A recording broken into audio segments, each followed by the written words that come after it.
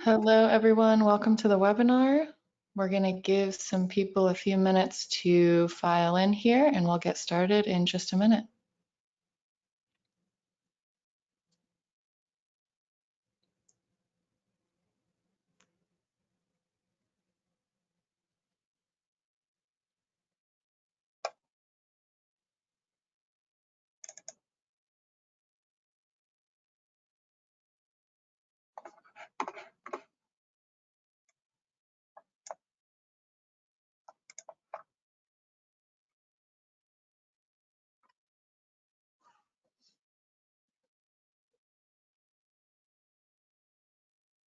All right, I think in the interest of time, we can go ahead and start kicking off whenever you're ready.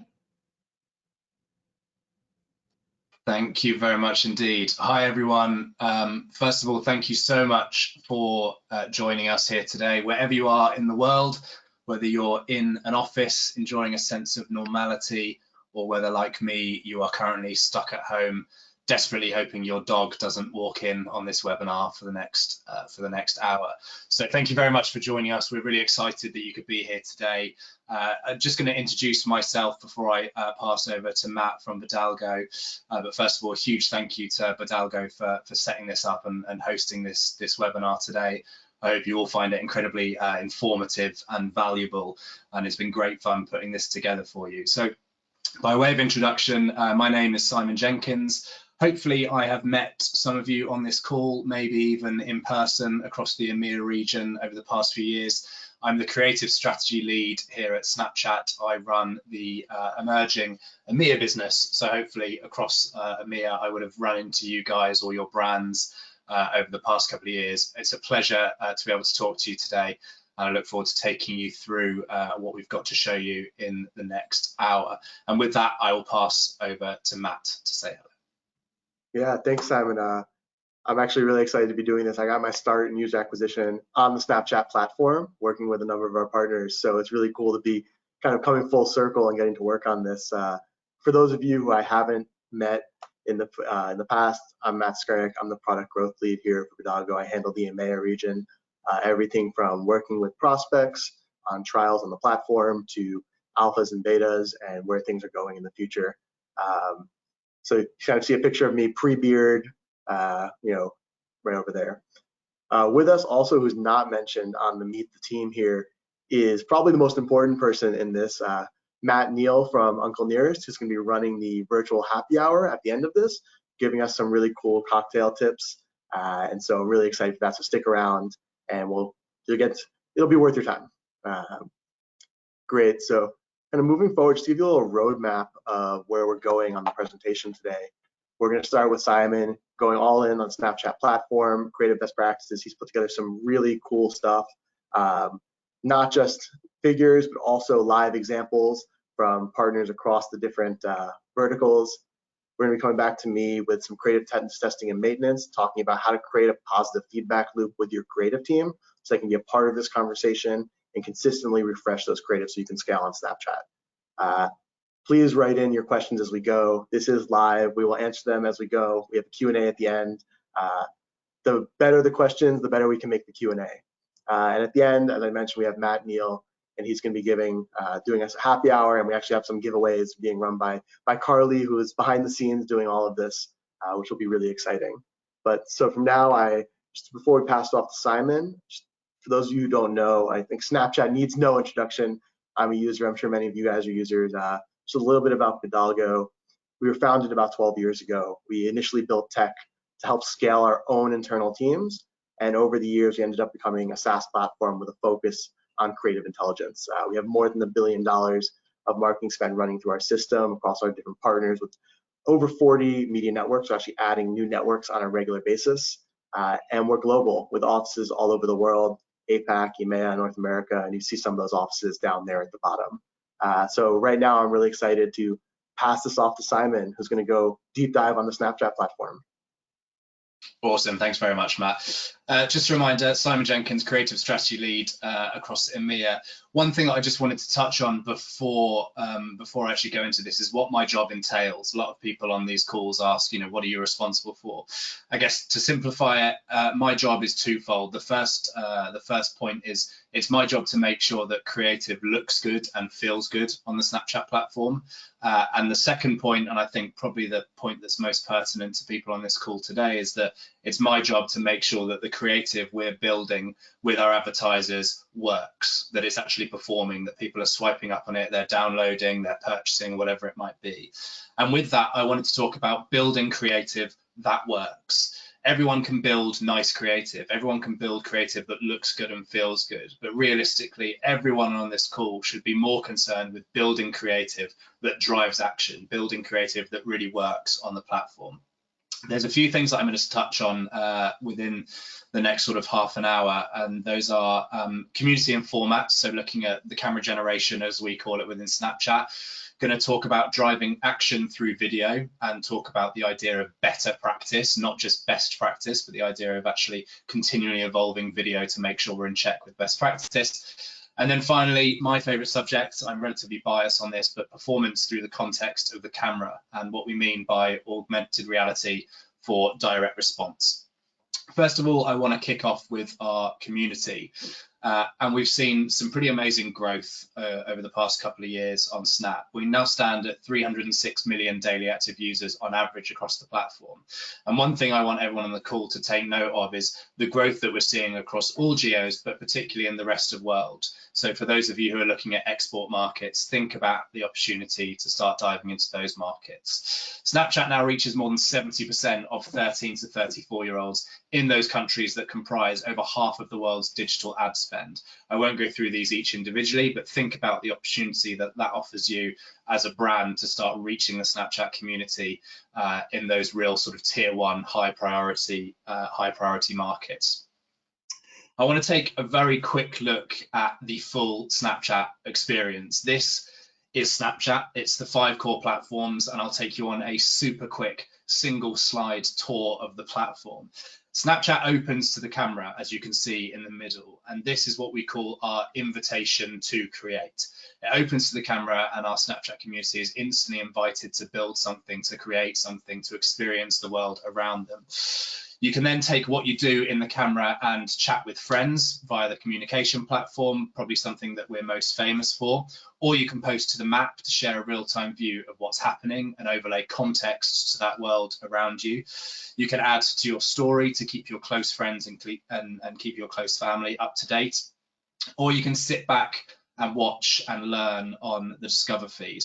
Mobile video consumption is way up among young people. This is something that we've been talking about for a long time now, and we see a massive increase in Discover video consumption, around 80% year on year. Because of that, content creators are flocking to the platform.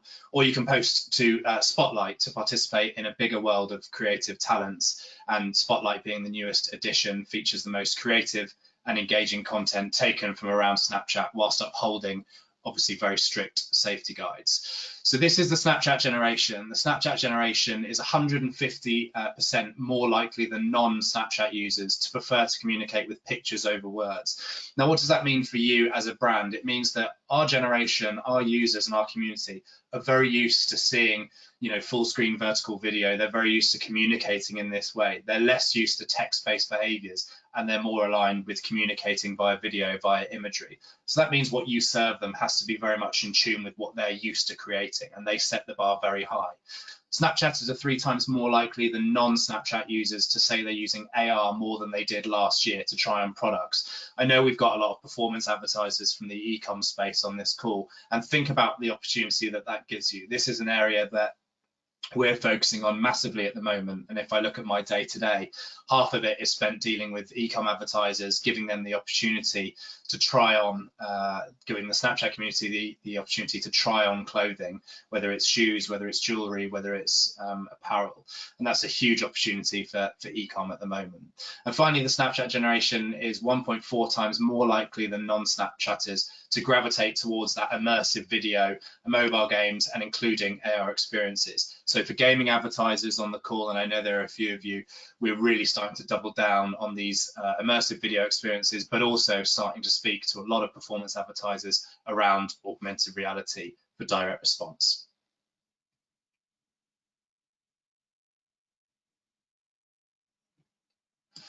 Just to touch on the creative ad formats as well that ultimately help deliver results for our performance advertisers. We split these into two categories, in-camera and video.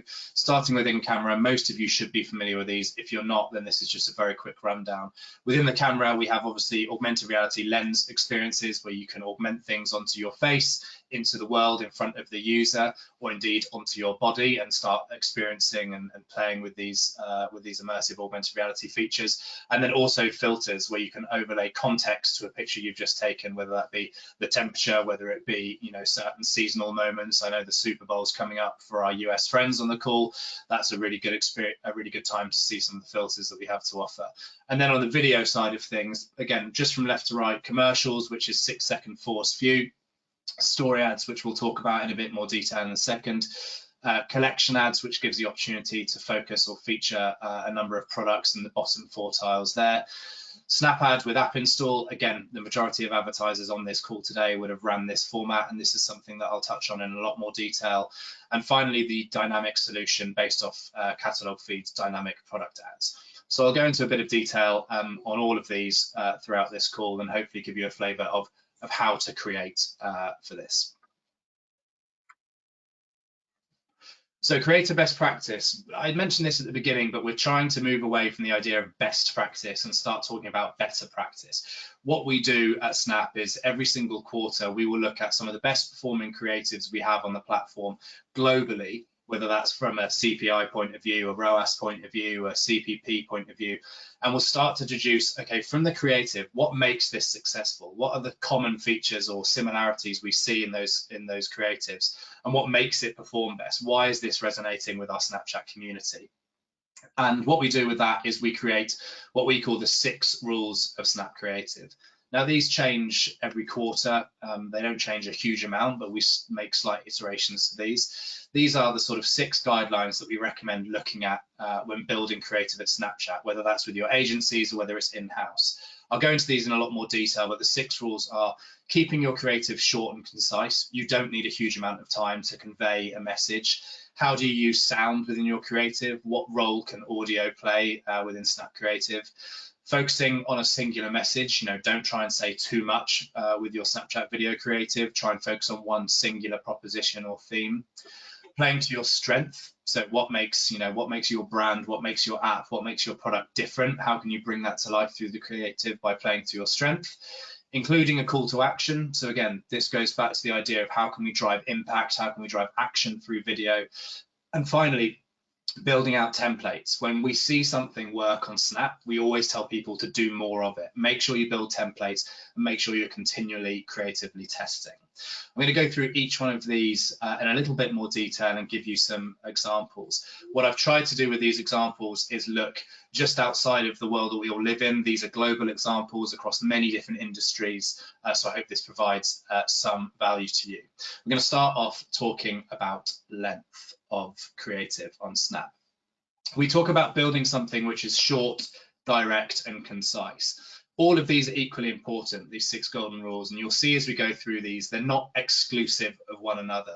The most effective video advertisers we see on Snapchat from a performance point of view use all of these rules together. They'll make sure it's short, direct, concise. They'll use sound in a clever way. They'll incorporate messaging in a very clever way. So think about, as we go through these, how to actually interweave all of these different rules to create the ultimate creative. From the very first frame, you need to capture attention and convey your proposition. A lot of these rules will sound relatively simple and should sound relatively obvious, but it's amazing as you go back through your creative that you've built for Snapchat or indeed any other platform that you start to see when you can start dialing up and enhancing these slightly.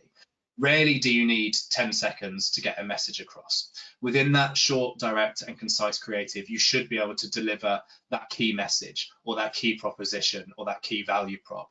You should be able to convey crucial aspects of your app, of whatever service you have or whatever gameplay you have if you're a gaming advertiser. And you should always include the brand from the very first frame. We'll show you a couple of examples here, the first of which being from one of my favorite advertisers in the Middle East called The Giving Movement.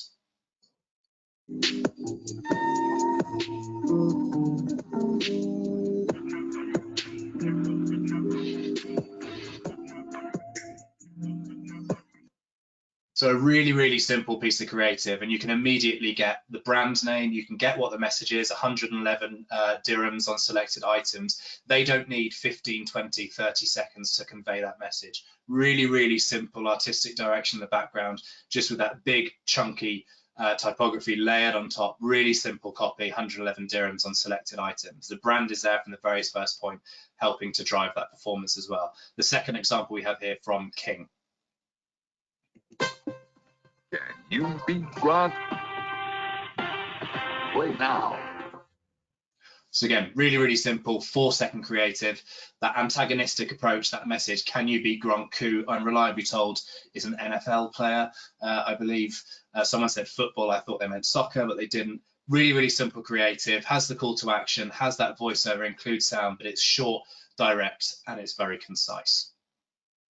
Moving on to the next rule, audio. The role of audio is really, really important within your creative on Snap. Snapchat community experience the app with sound on by default. If you think about where they're coming from the Discover feed, where they're watching content derived from, you know, some of our best news or sports partners or fashion brands across the world. So they're going to have sound on by default.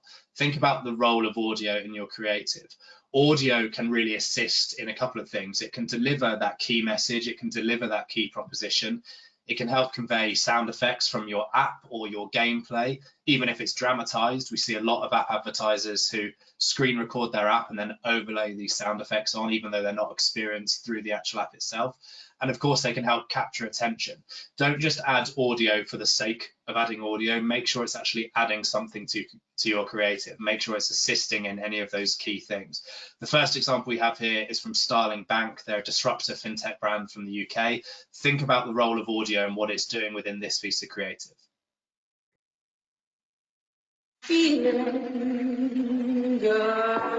Start feeling good about money with personal and business banking from Starling Bank. Again, think about how these rules are playing together. That's a 7-second piece of creative. It's short, concise, it's direct, and it uses audio to deliver that message really effectively.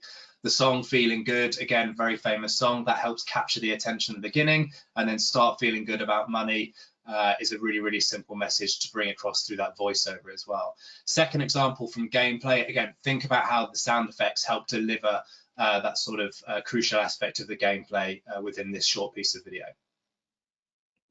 Huh?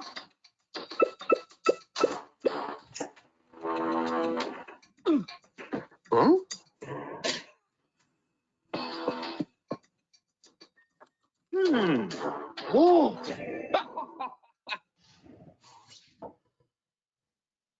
So again, really, really simple. There's no actual words in that. It's just sound effects, it's grunts, it's sound effects of coins, it's sound effects of gameplay. Even if that doesn't happen in the actual game, think about what that's doing to the user. It's enticing them, it's capturing their attention, and it's bringing them in. Again, a lot of people record sound effects as well just on their phone. They'll use a voice memo or something like that to layer it on. It doesn't have to be, you know, completely professionally done through a studio. Think about how you can actually create something that feels a little bit more native to the Snapchat community. Moving on to the next rule, and this is the idea of messaging. This is probably an area where I see sort of the most mistakes, or I see a lot of brands becoming guilty of getting their messaging slightly wrong within their creative. You want to focus on one key message or one key proposition within that creative. Don't try and say too much. So there are ways to deliver a message. That message could be delivered via hero copy, that big chunky typography that overlays something visual in the background. We saw it with the Giving Movement, 111 dirhams for this week only. Think about how chunky typography helps deliver that. Again, it could be key visuals, key gameplay, key things that are done from a screen record. It could be a voiceover like we saw with Starling Bank. If you have more than one message to deliver, build multiple creatives.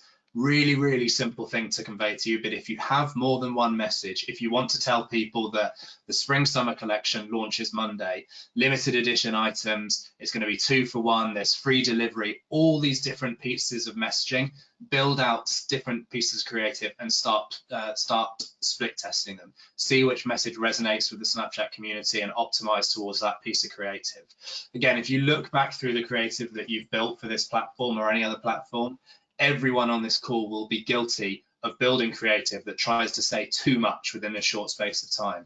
It's probably the one area that I constantly come back to with advertisers. Don't try and say too much within one piece of creative. Focus on that one message and make sure that message lands as succinctly as possible. Again, the examples you can hear looping in the background, Lavu, a dating client, they got 4 or 5 different messages that they want to get across, but they build out different pieces of creative. They're all very simple and they focus on delivering that singular message. And then again, just a static example, an image example from SoShape here, Black Friday, 15% off.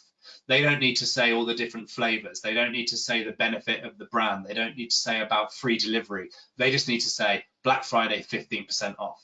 If they've got more than one thing to say, if they've got 7 key messages that are being delivered this Black Friday, they should be building 7 pieces of creatives, and that's exactly what they do. And again, through split testing, and Matt will touch on this a little bit more, they can optimize their budgets towards the best performing message. Moving on to the next golden rule, and it's all about delivering that value proposition. What sets you apart? What makes you different than the rest of the brands in your competitive set? And we tell you to focus on your strengths. Bring core strengths of your brand, of your proposition, of your service, of your app to the forefront of your creative. Again, this sounds like a really, really simple thing, but again, time and time and again, we see brands fall guilty of this, that they don't bring that core strength to the front of their creative. A core strength could be something like a promotion or an offer, including pricing points like we saw with SoShape, 25% off Black Friday, 2 for 1, free delivery, limited edition, whatever, sign up membership, all of these different things. It could be a USP of the product, something we see here from one of our amazing advertisers, Nickin. So for every product you buy, they plant a tree. Again, that comes across, that's a singular strength that they're bringing to life through that creative. It could be a USP of your brand. It could be a USP of your game, you know, the amount of levels you have, the amount of users you have, and all of those different strengths. Or it could be using influencer or popular content to help deliver that strength. Again, just a quick anecdote on this, the amount of brands that I work with, particularly in the e-com space, where we run a creative workshop and we say, you know, what sets you different, you know, what sets you apart from the rest of your competition? And a lot of the times, and this is a real example, the advertiser will come back and say, you know, there's nothing really that different about us. We sell relatively similar products at a relatively similar pricing point. The only difference is we deliver ours in 24 hours, but our competitors sometimes take 48 hours. Even that small thing, which a brand doesn't deem to be the most, you know, significant part of their brand, bring that to life through your creative. See if that's the one key message that really drives through and drives that impact from a creative point of view. So again, sit with your creative teams, sit with your UA teams, and think about what makes you different. Think about that one strength that you want to bring to the forefront of your creative, and focus on just that, and you'll see the results. Moving on to the next golden rule, and this is the idea of incorporating calls to action or driving performance within your creative. This is really the bulk of how I help brands day in, day out. How can you encourage users to swipe up on your creative? Well, ultimately, everything we've spoken about up until now helps them swipe up on it, helps them drive impact, that concise message, that strength, that role of audio. But also there's several things you can physically do to the creative to help drive swipe up on creative. It could be something like the antagonistic approach, and I know there's a few advertisers on this call that will incorporate that into their gaming creative. Can you beat the top score? 5 out of 10 users can't reach level 3. All of these different ways, the antagonistic approach as we call it. Could it be delivered via a voiceover? Swipe up to play now, or swipe up to see the spring summer collection, swipe up to book cheap flights across Europe, all of these different ways of bringing it to life through voiceovers, or join hundreds of users, join millions of users across the world. All of these things delivered via voiceover can help drive impact and help drive action. Use branded copy, and by this I mean don't just write, you know, swipe up to play now, swipe up to download. Think about how you can make it, you know, part of the brand so as it feels consistent with the look and feel of the aesthetic that you're trying to deliver. You can see with the example of Toon Blast there, download to play, or you can see with the example of Catwalk Beauty, they have that download now, and it feels like it's part of the creative. It doesn't just feel like someone from a UA team has come in last minute and said, hey, stick a call to action on that. Again, join millions of users across the world. And again, think about how you split test these. Come up with 4 or 5 different ways of including a call to action, and start split testing these and optimize towards which one is performing best or which message is performing best. Again, we have a lot of advertisers who just record that on a voice note, join millions of users across the world, a little bit like we're seeing with Wordle at the moment. Their press release for the New York Times yesterday. Great, moving on to the next piece, and it's all about scaling and testing. This is probably one of the areas where advertisers get pretty sick of me talking about this, but when something works on Snapchat from a creative point of view, from a media point of view, from a media efficiency point of view, do more of it. Get split testing your creative, and I could talk about this for 3 hours. I'm not going to, don't worry, but this is one area that we're really trying to drive advertisers to look at the moment. When something works well, think about why it's worked well. Is it because it's 5 seconds rather than 10 seconds? Is it because of a logo placement at the beginning? Is it because a voiceover helped drive click-through? Is it because, you know, focusing on the price instead of other messaging worked? Think about, you know, consistent logo placement. Think about using similar audio styles if that worked. Think about consistent copy or typography. These are 3 examples that you can see from Starling Bank. Again, they feel very similar. They feel very alike in their stylistic approach in terms of copy, in terms of pacing. And that's because they tried 50 or 100 different creative routes before they got to this. And when they see something work, they do more of it, but they make iterations and they keep split testing. Then in terms of story ads, again, this is an area where we put a huge amount of creative pressure. Story ads, for those of you that don't know, are within the Discover feed, and it's all about remembering the 6 golden rules. Ultimately, everything sits behind what we call a tile. Think of this as the front cover of a magazine. The analogy I always give is when you go to the airport, you know, none of us have flown in 2 years, but when you go to the airport and you want to buy a magazine before your flight, you're greeted by 150 different magazines, and you make an instant decision on which 3 of them you're interested in by the front cover. Think about how you treat story ads, or certainly the tile, as a front cover of that magazine. So consider featuring the value proposition. What's the value proposition of your brand? Can that be delivered via the headline, or can it be delivered via the image in the tile?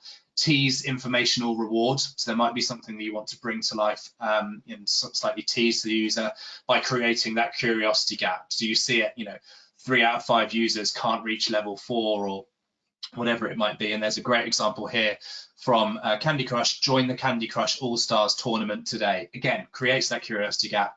You'll tap on the tile and you'll be greeted with this video underneath. Hi everyone, I'm Chloe and I'm hosting America's first ever Candy Crush All-Stars tournament. Sweet. Everyone can play and anyone can win. I had some of my friends to join in too. Doja Cat. What are you doing? Working on my victory dance? For when I win. Divine. Wipe your way to victory and a year's supply of Candy Crush Rules is yours. Delicious. Come and get it, America. May the best crushers win. Join the All-Stars tournament in Candy Crush today. So again, think about what they're borrowing from the 6 golden rules. They're taking that idea of driving performance. Join the All-Stars tournament today. It's in branded copy. It's delivered via, I'm reliably told, one of the Kardashians. Again, that piece to camera, that audio side of things is bringing that through. Moving on very quickly to our dynamic solution. Again, A lot of people don't think that there's a huge amount of creative input when it comes to dynamic, but we offer a host of templates. We're constantly adding templates that can align with your feed. Image size and background color, again, just one of the things that can influence design. Think about copy, think about the colors that you're playing with. If we just go through to the next slide, you can see just some of the elements that we talk about. So experimenting with layout designs, different colors, different formats, looking at different product showcases. Does it work on a certain angle? Should you bring it to the forefront? Should you expand it? Should you show it on a user? Should you show it just as a PNG of that product? Again, split testing this helps. Clear and consistent messaging. This is where the art of copywriting meets creative best practice. You know, introducing things like brand taglines, and again, looking at things like hyper localized messaging that can help drive performance as well off the back of it. So we're starting to see a lot more creative input when it comes to the world of dynamic. So please make sure your creative teams are involved in the conversation when it comes to catalog and dynamic. Then one of my favorite things to talk about here is AR for DR, or augmented reality for direct response. A couple of years ago when I joined Snap, we would never really get to talk about augmented reality. I would focus on performance, which was a 99% video conversation, but now the camera is very much being used for performance advertisers, and it's being used for lower funnel metrics. A couple of things to remember when you talk to us about augmented reality, certainly for direct response. Simple is effective. Don't necessarily think you have to build, you know, a really sort of high-end craft piece of augmented reality that's going to win multiple awards across the world. Simplicity drives performance through the camera. Think about avoiding complex animations or triggers, and think about how we can build something together which is really, really simple, that helps convey utility or helps convey a value proposition for your brand. Include a call to action or an offer. You know, don't be scared to include something like that through the camera. Again, you can help drive performance by including these things, getting the user to tap on certain calls to action before they then go through to the app store, go through to your site to convert. Think about the lens as a journey. So again, take Snapchatters on that shopping experience. Let them choose the product. Let them point the camera at their feet, at their wrist, at their face. Let them try on these products. Then show them, you know, the way to the nearest store. Think about that consumer journey. Think about driving them down that funnel. And finally, make something like product trial fun. You know, don't think that it can't be fun. Think about how you can show it in a relatively intriguing way. Feature the product in a natural but also a playful way, so that it encourages that playtime and again can help drive performance off the back of that. A couple of things just to touch on when it comes to the world of augmented reality for direct response as well. AR builds consumer confidence. More than half of people want to use augmented reality technologies and access product. And think about, for the e-com brands that I know have joined us today, think about how it allows risk-free try-on before you buy experience. We've seen this massively evolve over the past couple of years due to the pandemic, when bricks and mortar retail has been closed and performance e-com advertisers have almost been forced to offer try-on via the Snapchat camera in the absence of bricks and mortar retail. Think about, you know, think about the notion of lowering returns. Returns are a $550 billion problem, which AR can help fix. Again, using things like true size technology to show what glasses will look like on different faces, what clothes will look like in different sizes. Think about how you can bring these efficiencies to the Snapchat camera and then offer them one tap before they go through to buy. And finally, another thing to look out for within the context of the Snapchat camera, if you just go to the next slide, there is the idea of dipping into the AR creator community. There's a whole host of incredibly talented AR creators that we work with, who we allow to upload things to our community.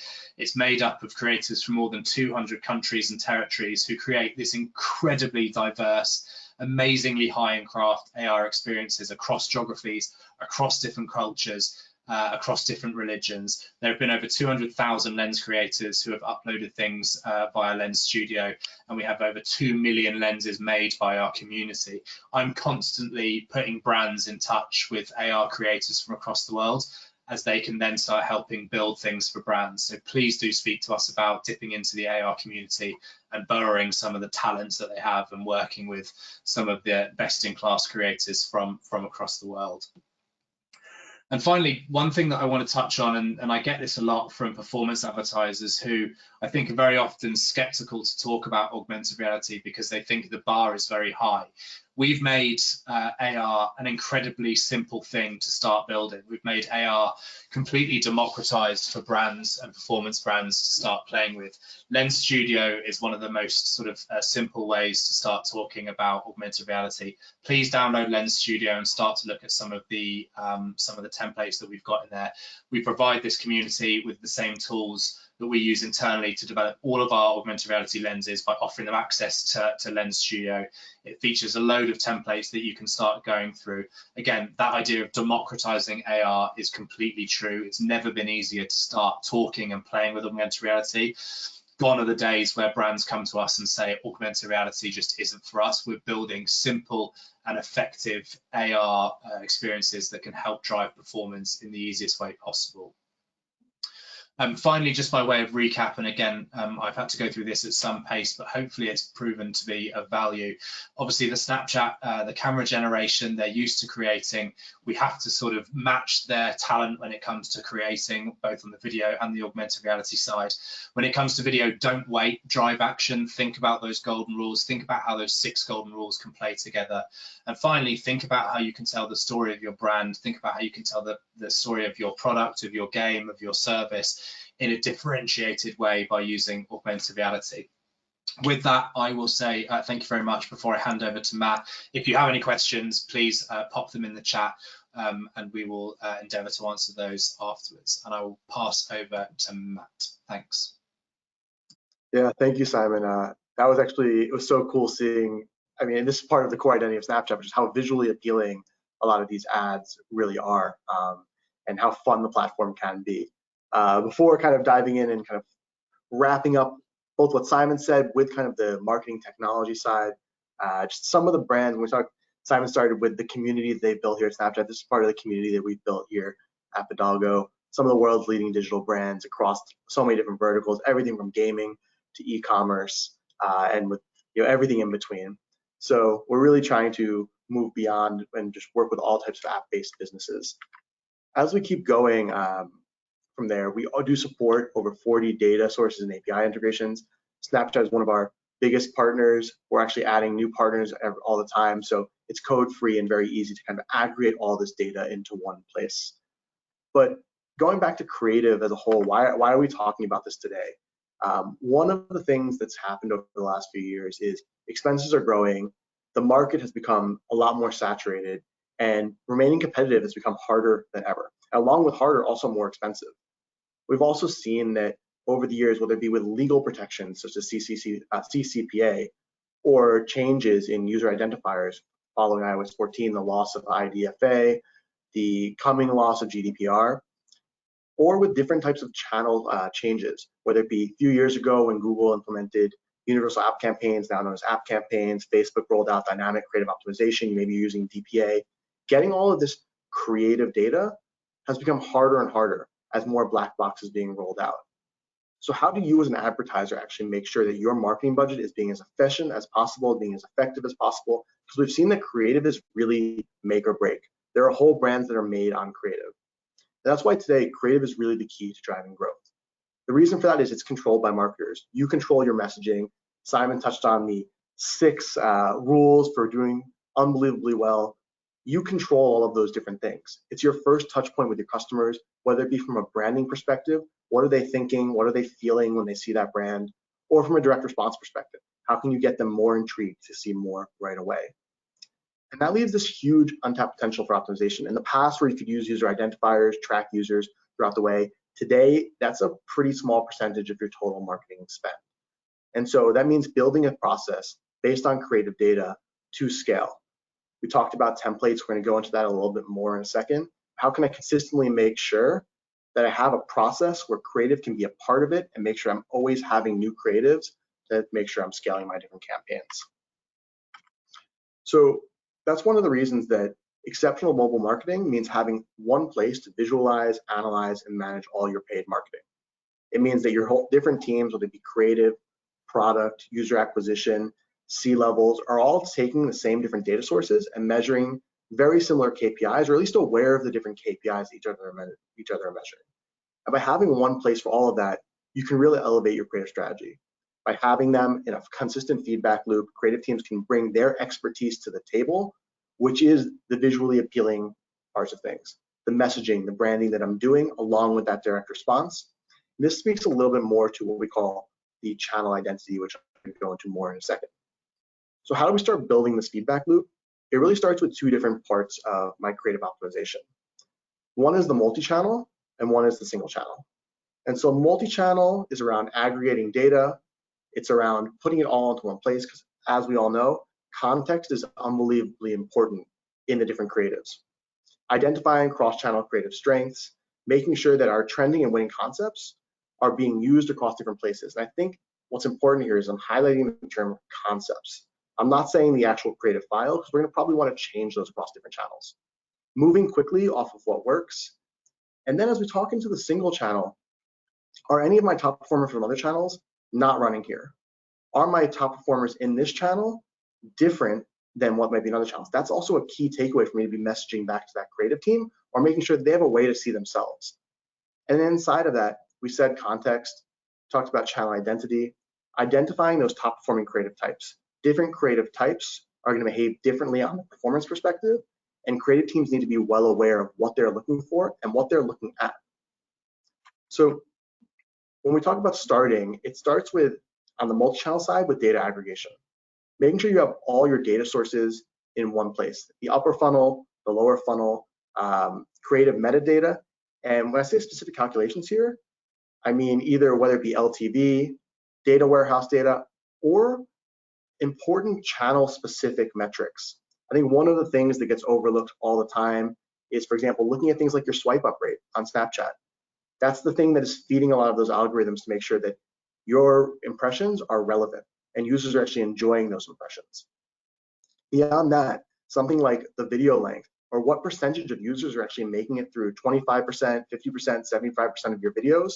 Because if you're seeing a huge drop-off rate, or if you're not seeing that huge drop-off rate, that's a huge missed opportunity in your creative optimization. How can I make my creative better and make sure that my message is getting across in those first 2-3 seconds? Then also, with everything in place, I can access my different channels and understand each channel is going to behave differently. For example, I may have a channel with a really high IPMs, but a low, not as great on the lower funnel. So maybe I want to focus on the lower funnel and focus a little bit less on the IPM. Or the opposite scenario, where really strong user quality, that I can get good users at a cheap price, but I need to really raise my CTR. Because if I'm not getting them to click or move through that ad, let's say it's a story tile, if I can't get them to click on that tile, I'm missing that opportunity. So this kind of speaks to that channel identity. So once we take it from data aggregation, we can move forward to actually understanding my creative strategy. And the creative strategy comes from two different things. It comes from that performance identity, which means the user acquisition teams, the performance managers are coming together and saying, hey, this channel that I'm looking at is upper funnel heavy, it's lower funnel heavy. What we want to do is focus on this. And then the creative team is bringing their expertise on that creative side. What style is attracting users on this platform? I think beyond just the visual styles, what are users doing on this actual platform? How are they absorbing the content? How are they moving in? And how can we take our messaging, our branding, maybe it's a brand book, and apply that channel style to there? And these two together are what are going to make up your creative strategy. And that's why building dashboards is going to be very important to create these conversations. And sometimes it might be the user acquisition team coming in, doing some education with the creative team around KPIs, what's important. In other scenarios, it's going to be the creative team coming in and doing some education to the user acquisition team around visual styles, or how you can push a brand through even faster. So how do we do this, for example, specifically on Snapchat? So there's some things to keep in mind when we're talking about Snapchat. A very large 18 to 34 user base. And I'm not discounting the 13 to 18 age range. I'm not discounting over 34. I'm saying we have a very large user base. So if I want to target this audience, I need to think about what are the life experiences that I can use to relate to these people. How can I actually get to the daily active users? And when we talk about the daily active users on Snapchat, something very important to keep in mind is that each of these users is typically coming in more than 20 times per day.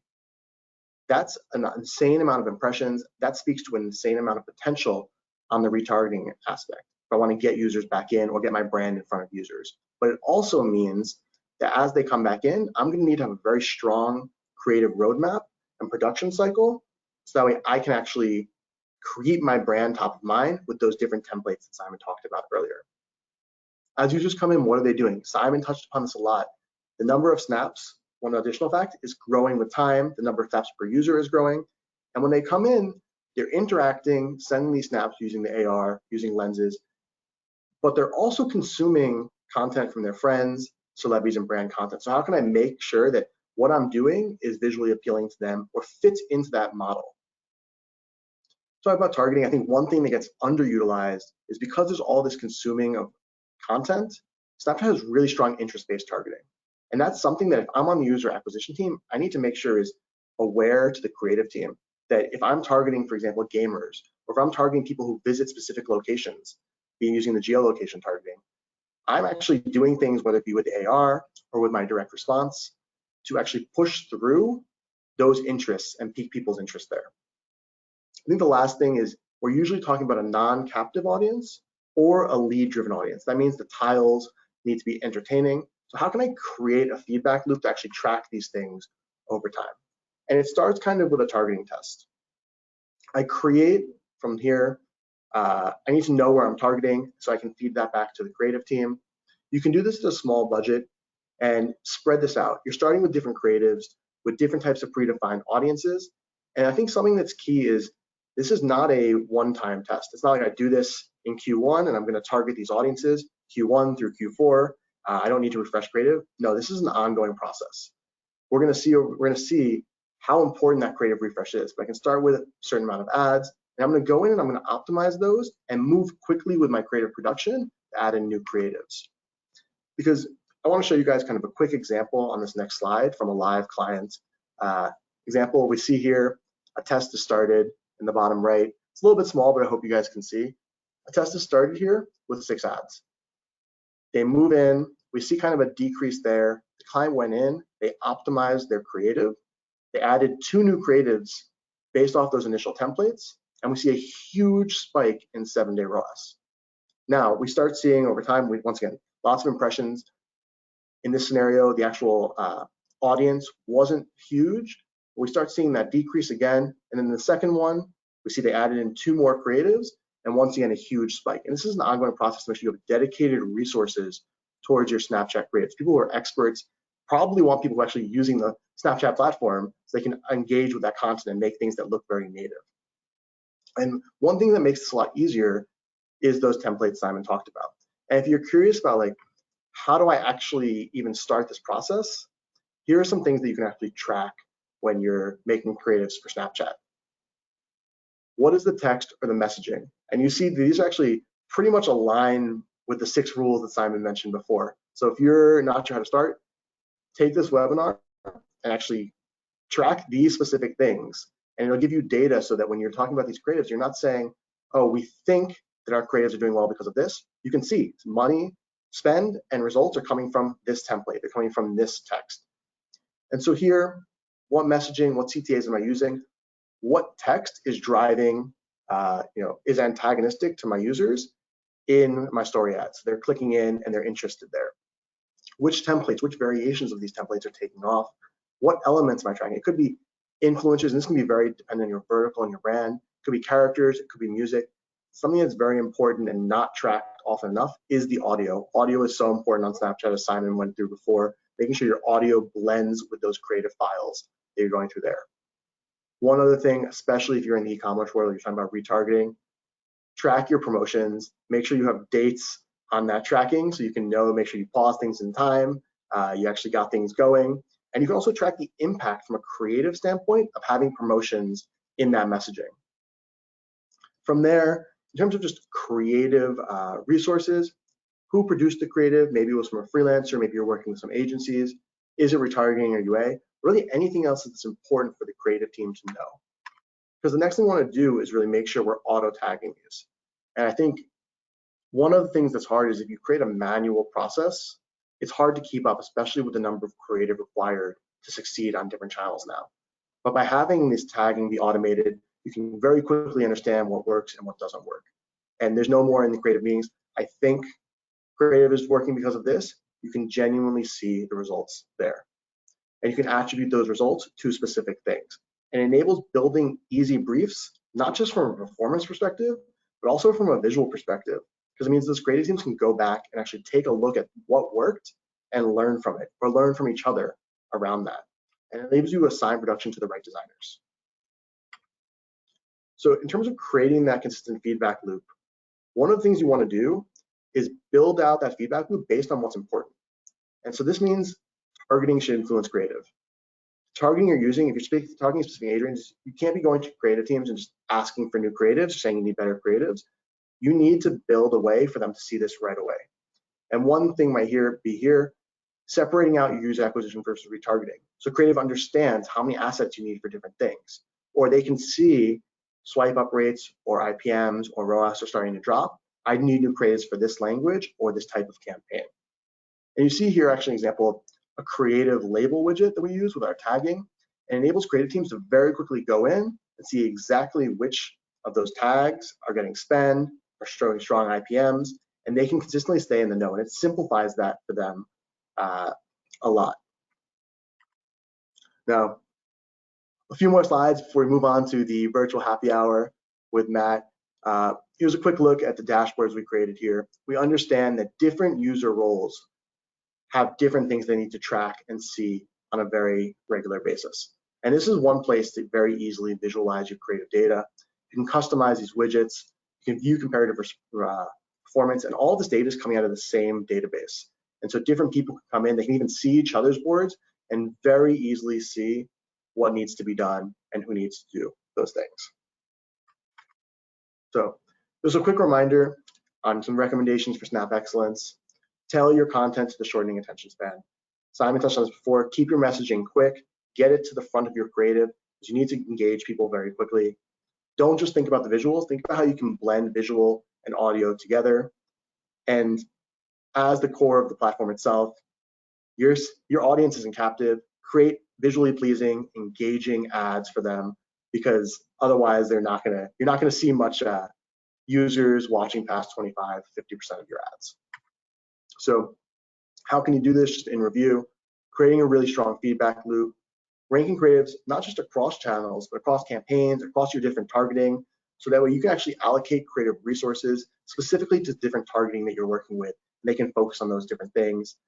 Make sure you're consistently testing what targeting and what creative is working, moving very quickly by matching each audience to their ideal creative format.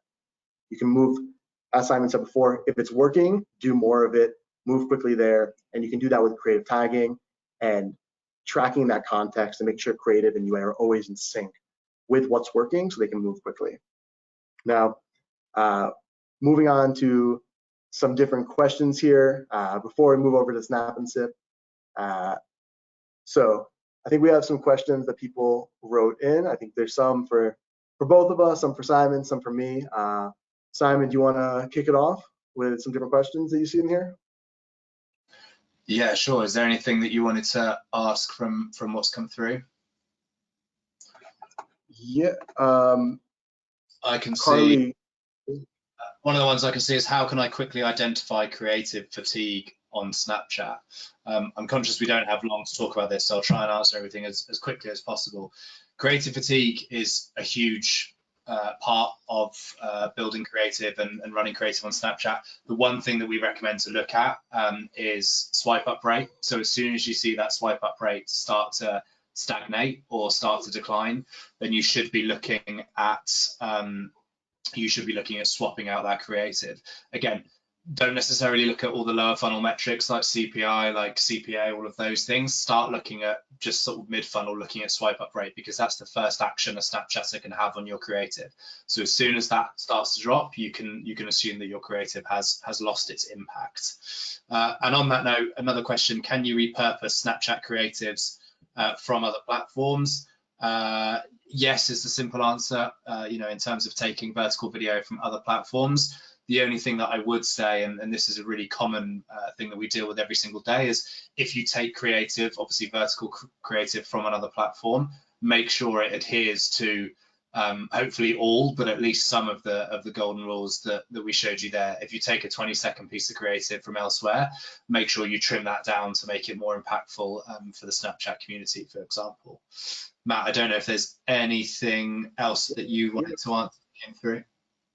One thing I would love to add in is when people talk about repurposing Snapchat Creative, Snapchat is also an amazing tool for creating creatives, creating things that look user generated and using on other platforms too. And I think that's something that we often see screen recordings or using the different augmented reality to play around as a really powerful tool in creating your ads too. I see some questions here on how do you track users properly for iOS?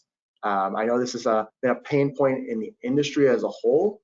One thing I would say is that you have to create a way to do this utilizing what exists. And I think some of the channel-based metrics that Simon mentioned before, whether it be swipe up rates, are super important because that IDFA-based data is not coming back. And so you have to figure out a way to work with what does exist. Sometimes that's creating heuristic or modeling based off the opt-in that does exist. Sometimes that's using the scan data and breaking that down from there and building a creative model. I do see here, what could you share about campaign scaling strategy? Usually when you start growing, the ad set budget rush drops, and how do you recover that? I think I wish I had a magic answer for this. I think it's one of the things that everybody wants. I really do believe in this scenario that creative refresh is the biggest key that you can have here. Moving quickly on what works. You can't, as we saw before, 20 users coming in 20 times per day. You're not going to be able to put the same 5 creatives in front of users and scale that campaign 4 or 5x. You need to move quickly. As Simon said before, one of the easiest things, or one of the best things to do, actually, not just easiest, one of the best, is simplifying your message and creating different creatives with different messaging. So that way each creative is simple, to the point, visually appealing, and that enables you to create templates out of that here. Great. I think from here, that looks like it. Really exciting to pass this off now to Matt Neal, who's going to do phenomenal cocktail workshop. Thank you so much, Simon. It was amazing. I took notes actually during your presentation because I thought some of it was really cool. But great. So Matt, take it away. Right, definitely will. Let's have a look at this. Sorry, I am not the best person for the technology. I'm just making sure I can see everybody's videos when I share screen. There we go. 1 second. Always in front.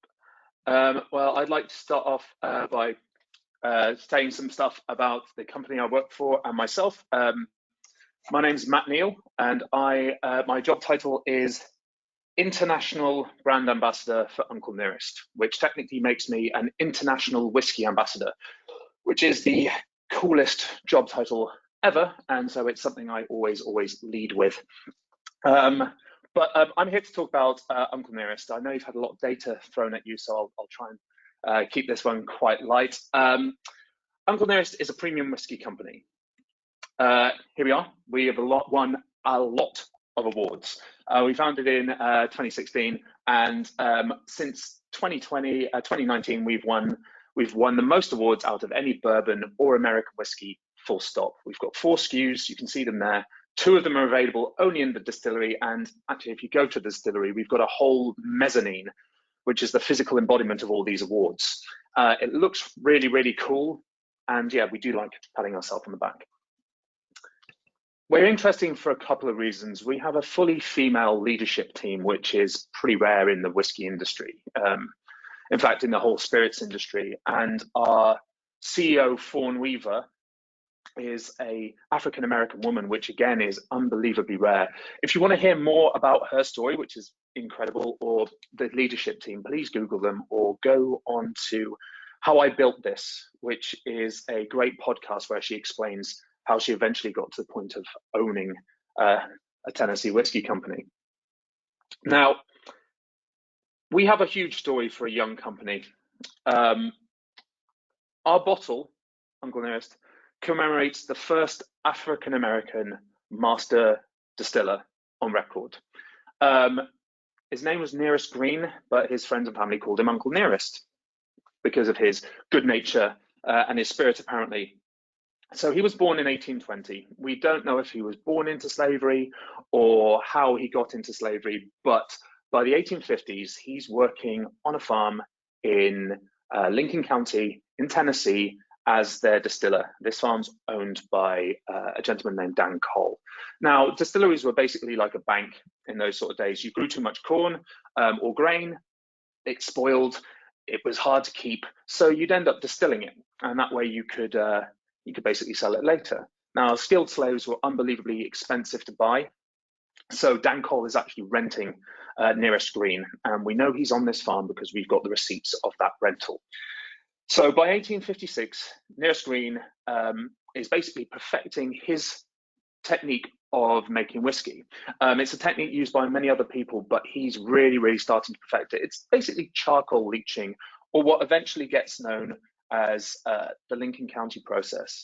He's filtering his whiskey, all that beautiful liquid coming off the stills, through charcoal to remove some of the fusel oils and the rougher elements in his whiskey, then putting it in barrels to give it a lot more rounder, smoother flavor. Now, by the mid 1850s, he's the head distiller here. He's making this beautiful whiskey, and he meets a young boy named Jasper. Now, this Jasper is the youngest of 10 children. He runs away from home at about the age of 7 or 8, depending on which reports you read. He gets to the Dan Cole farm, and Dan Cole instantly takes pity on him. He's got 10 of his own kids, but he takes him in, he puts him to work, and he introduces him to Nearest Green and asks him to teach this young boy how to distill. Now, Nearest Green not only does that, he teaches him how to play the fiddle, how to whistle, and how to dance. You know, the things you do in a distillery. And they form this unbelievable friendship. Jasper is a really quick study, and he's fantastic at making whiskey, but he's an even better salesman. He makes this whiskey unbelievably popular. In fact, there are reports that he's actually, he's been known to sell this whiskey under pain of death to both sides during the American Civil War. When Jasper grows up, he's about 17, Dan Cole's whiskey is now so popular, he can't keep up with the burden of actually keeping this distillery. Jasper, now a young man, decides to buy the distillery. His first action is to find Uncle Nearest, his friend and mentor, and install him as the master distiller at this distillery. There is a record of him doing this in the payslips. Uncle Nearest is now a free man, and that's how we know that Uncle Nearest is the first African-American master distiller on record. And these two go on to keep perfecting this Lincoln County process, this filtration, and basically turn this distillery into the most profitable and successful American whiskey company of all time, until Uncle Nearest retires and his 3 sons go on to continue to work for this distillery down the road. Now, I've mentioned pretty much every single part of what you do associate. So if you can't guess this gentleman's name, in Tennessee, his nickname is Uncle Jack. In the UK, we know him as his real name, which is Jack Daniel. Now, he basically moved down the road, continued distilling, and developed the process, the Lincoln County process, from Uncle Nearest, which is now the main legislation that defines Tennessee whiskey from all other whiskeys in the world. Now, this is a sort of unknown, sort of open secret in Tennessee. It's not really hidden, but it's not known outside of Tennessee at all. In fact, here we have a picture of Jack Daniels with George, who is the son of Uncle Nearest, who went on to work for Jack after Uncle Nearest retired. In fact, there hasn't been a single moment in history because Jack Daniels stayed open during the Prohibition, where a member of the Green family hasn't worked for that company. It's an incredible story. So we fast forward to 2016. This is a sort of open secret. Nobody's really hiding it, but it's not known outside of Tennessee. And our CEO, Fawn Weaver, has just written a very successful bestseller book. And she's looking for another story. She's actually a businesswoman, but she likes writing on the side, basically. And boarding a plane, she picks up a copy of, I believe it was the New York Times, and sees an article in there stating, just offhand by Clay Risen, that Jack Daniels was taught to distill by a slave. Now, if you've ever met Fawn, you know she goes after things pretty hard. She's very, very voracious, and she's unbelievably methodical. And this piqued her interest. And she actually went out to Tennessee to find a story for her book, to maybe write a film, and to discover more about Uncle Nearest. And she did it unbelievably well. She met the families of Jack. She met the families of Nearest Green. She met everybody. And at one of these meetings with the family, one of the relatives just offhand said if she wanted to honor him, she would make a whiskey with his name on it. So Fawn, being a businesswoman, looked into making a single barrel, just one single barrel as a commemorative release. It was very, very expensive, but the businesswoman in her kicked in. She started thinking economies of scale, and it was exceedingly expensive to make a single barrel. It was quite expensive to make a limited run. And she went down and down and down, and we now have a distillery. We have a permanent SKU. We have 4 different whiskies, which is about to be 7. We have a beautiful distillery that used to be a walking horse farm in Shelbyville, Tennessee. We don't have a book, but I do have, as I said before, a really, really cool job title. If there's any questions anybody wants to ask, please try and put them in the chat. When I stop sharing my screen, I'll drop it down and I'll have a read through it. But as of now, we're expanding across the globe. We're doing unbelievably well. We're experiencing growth on growth on growth. And I'm going to go through making a couple of cocktails because it is one of our favorite things to do with the liquid to show you and just explain how to work with basically different liquids, and make cocktails and some of the basics about that.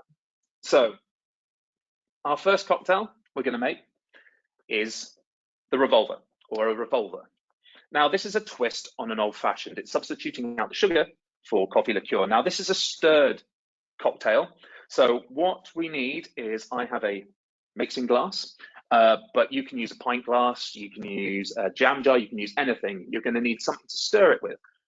I have a cocktail spoon. You can use a normal spoon. You can use a chopstick. You can use your finger, but your finger's warm, so it's going to melt the ice quicker. Just get geeky about it and make sure your hands are clean. And you're going to need a measure. Now, I've got a cocktail measure. You can use teaspoons, tablespoons.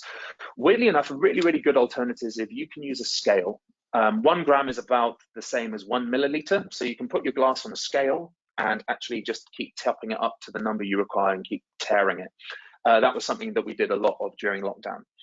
So you're also going to need a load of ice for later, which is the thing I always forget, but I did remember to put it in the back. So we're going to use Uncle Nearest 1884. This is a 7-year-old small batch, non-chill filtered Tennessee whiskey, bottled at 46.5%. This is beautifully, beautifully light, has some apple notes in it, but is mainly butterscotch, vanilla. It's everything you think of when you talk about Tennessee whiskey and that Lincoln County process, peanut brittle. And this is blended by Victoria Butler, who is the great, great, great granddaughter of Uncle Nearest. She was working in our distillery as a tour guide, and it turned out that she had an amazing palate. And so she's now taken over the reins after a couple of years of training. Okay, so we're going to use 2 ounces of this, or would that be 50 mils, or 10 teaspoons, or 50 grams, however you're doing it. So this is going to go in.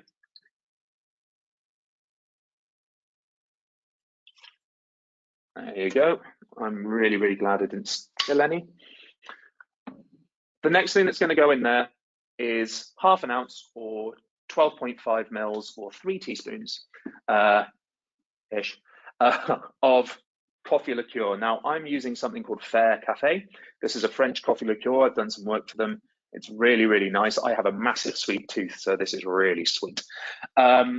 But you can use any coffee liqueur. The drier the coffee liqueur, the more you might have to use to up that sweetness. If you're using Patron XO, dial back because that stuff's thick.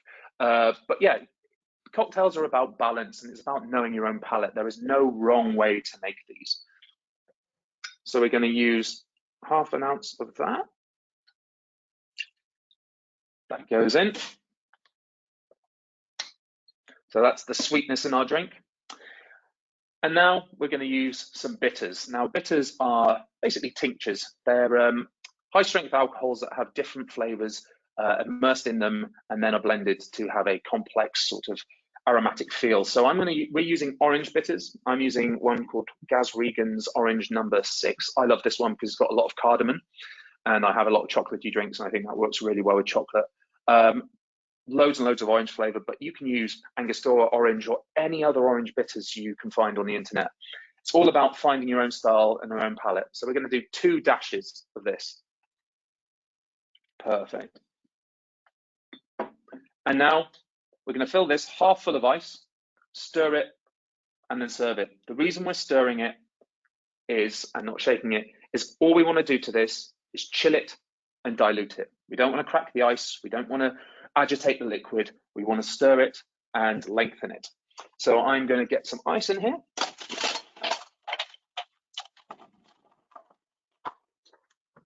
It's half of it all over the floor.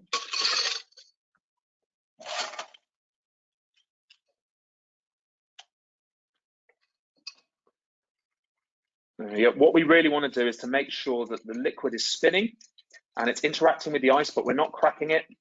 Whatever you're stirring it with should be around the outside of the container. And the reason I'm still talking is this takes about 30 seconds. So if you ever order one of these in a bar or an old fashioned, this is why it takes so long. After about 30 seconds, it should be at maximum dilution, but what you want to do is you want to taste it. It's okay if it's your own drink. If you see a bartender doing this with your spoon, don't let them put it back in your drink.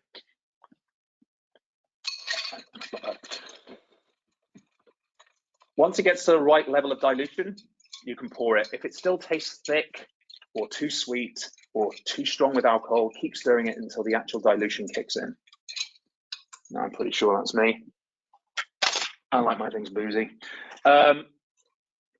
Put in a strainer. You can even strain this through your fingers. You just want to stop the ice coming out. If you're using your hands again, please, please, please disinfect them. And we're going to pour this gently into our glass.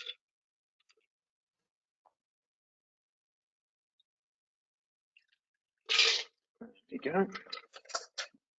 Keep that one.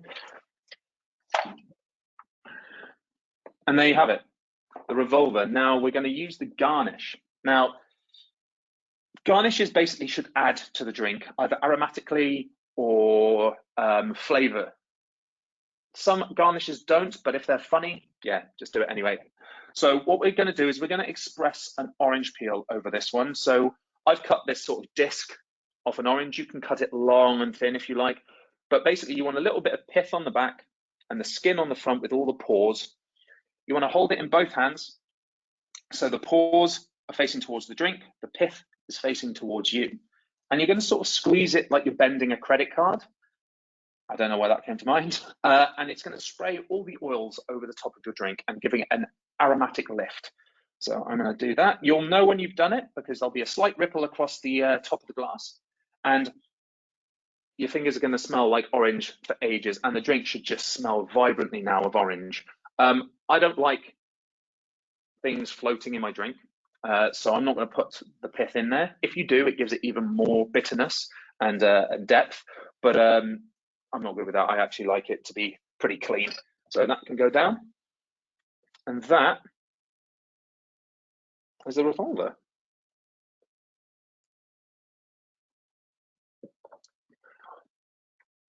Let's have a drink. As I said, I can't actually see the questions. So I'm going to see if I can stop sharing my screen and pull down to see if any questions have been added. We've got just one question, Matt. Folks are wondering how they can learn more about you and more about Uncle Nearest before we kick into the second and final cocktail. Learning more about me is absolutely fine. Basically, I don't appear on Google searches. Over in the UK, there is a very famous rally driver called Matt Neal. So he's about 1 million hits, and I'm well down, which is how I like it. But no, you can go on Instagram. We've got a great Instagram presence, Uncle Nearest. It's a great page. There is a lot of other information. Fawn has been interviewed many, many times because she is in such a unique position. How I Built This is a great podcast that she's on. And she basically tells her whole story from her father, who was a Motown producer, all the way through to how she got into the whiskey industry, which is fantastic. I am on Instagram as well. I'm Matt Neal ABV, which stands for alcohol by volume, a geeks tag, absolutely. But basically, yeah, if you go on the Instagram, and if you've got any questions, you can direct message me. I'm not busy enough to ignore everyone, basically. But it's a very interesting, I'm going to put this over here, but I'll make the next one. It's a really interesting thing. You can go on our website, unclenearest.com as well. And there is a great YouTube video, if you're really interested in the story, that has Jeffrey, let me get this right, Jeffrey Wright in it doing the story. And I'm very grateful that that man didn't want to be a brand ambassador, because I would not have a job. But there's him telling the actual story of Uncle Nearest, which is absolutely phenomenal. If you're following along and making these cocktails and happily drinking the Revolver, absolutely fine. I'm going to start going into the next one, and then we can take some more questions. Don't feel like you have to carry on. Once again, cocktails are about knowing why you're doing things, and then it's about just following a recipe. And then after you follow the recipe a couple of times, it's about finding how you want to express what you want through those drinks. The next one is a shaken cocktail, which is a really, really good sort of, let me find out to share my screen, which is a really, really good sort of way of introducing you to a more sort of, what would I call it? A more robust style of cocktail. Let me find that. Here we go. So now this is a brown Darby. Now this is a twist on a whiskey sours, but it's served straight up without ice. You can serve this over ice, but remember, if you're serving something over ice, it's going to slowly dilute. It's great if you're going to drink it slowly and you don't mind those flavors getting slightly weaker as you go forward. Obviously, being bartenders, we love our drinks strong and massively flavorsome and drunk quickly. But honestly, one of my favorite drinks is a highball that just involves all the ice.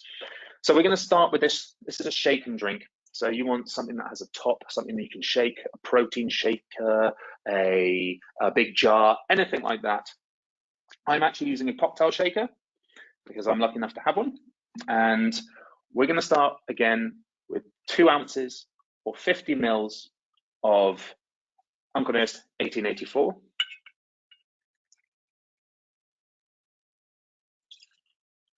It's going to go in there. 1 ounce of ruby grapefruit juice.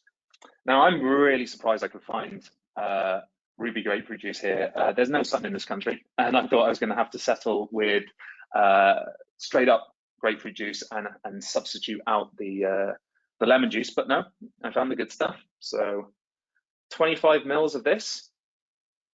Try and use fresh juice, not from concentrate. Squeeze your own if you can. The flavors are just so much brighter and more vibrant, and the texture is better, especially in a shaken cocktail.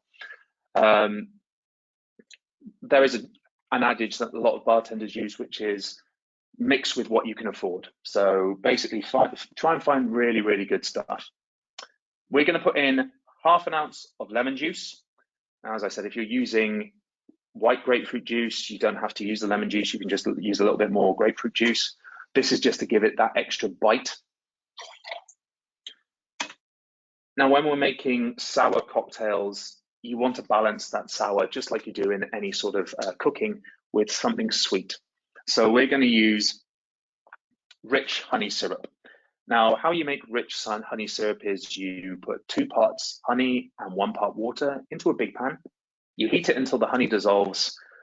And there you have it. That will last in the fridge for about 3 or 4 weeks. If you want to make it last slightly longer, you can put a small amount of vodka in it, flavorless, just to make sure that it's got a bit more preservative in it. I've put mine back in the squeezy bottle because it's a lot easier to pour. So we're going to put in, there you go, half an ounce of that. If you've got a sweet tooth, you can go heavier on this. I definitely do, but don't worry, after you've shaken it and you taste it in the glass, you can always put a little bit more in and stir it. Okay, that's thick. I'm going to use my finger to get the rest of that out. Make sure you've washed your hands. That's delicious. Now, we're going to fill this half full of ice and shake it. The extra thing that shaking does is it's to dilute and lengthen, chill, but it's also to aerate. A lot of the ingredients in there are quite viscous, so by shaking it, we can put lots and lots of little air bubbles into this drink and give it quite a smooth texture, especially a mouthfeel. So all those little bubbles will increase how smooth and how sweet it feels in your mouth. Think espresso martini.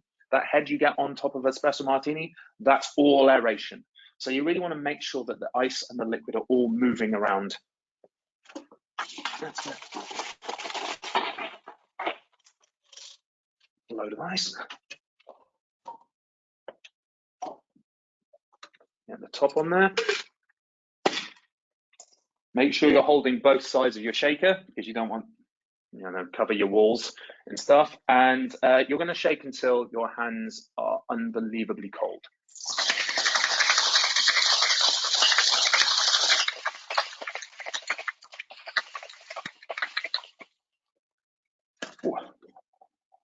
There you go. Let's get rid of that. Now my hands are numb. Now I'm going to double strain this. When using fruit juice and shaking, you can get little chips of ice in this, and you can get little bits of flesh from the actual liquid. And you can strain them out with a tea strainer as well. So I'm going to double strain this. A lot of the time, if I'm drinking on my own, I don't bother. My teeth aren't that sensitive, and I don't mind little bits of my drink. But it does look nice on camera if you've got everything out.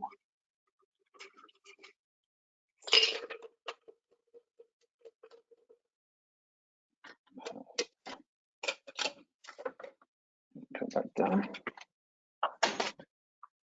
And on top of this, we're going to do the same thing we did with the orange peel, but this time with a grapefruit peel. I'm just going to push that over the top. And as you can see in the picture, they've done something unbelievably beautiful with the garnish, but now I'm just going to throw this away. And that's what we have.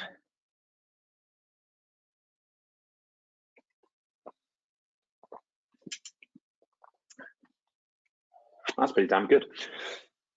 So yeah, that's our shaken cocktail. I am going to stop sharing my screen.